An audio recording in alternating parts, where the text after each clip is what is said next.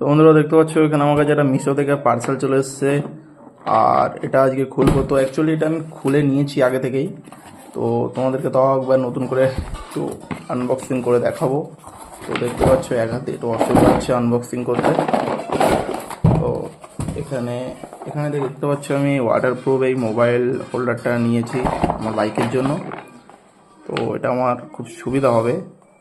তো এখন দেখা যায় কি এটায় কেমন ফেসিলিটি পাওয়া যায়। তো চলো এটা এক হাত দিয়ে আনবক্সিং করছি আমি, তো অসুবিধা হচ্ছে। তো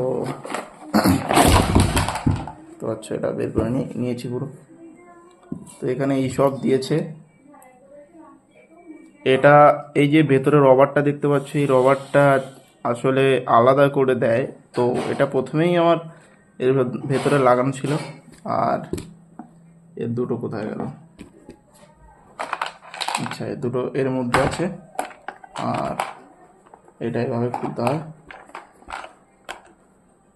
বুঝছো, এর মধ্যে একটা এলএন কি আছে। আর এইটা আমি বেসিক্যালি ইউটিউবে অনেক ভিডিও দেখেছিলাম যে এটা ম্যাগনেট ফোনের পিছনে চিপকানোর জন্য। এটা এই যে এরকম চিপকে যায়। এখানে ম্যাগনেট সিস্টেম আছে। এটার নিচে আপ ডাউন করা দেখতে পাচ্ছ এরকম।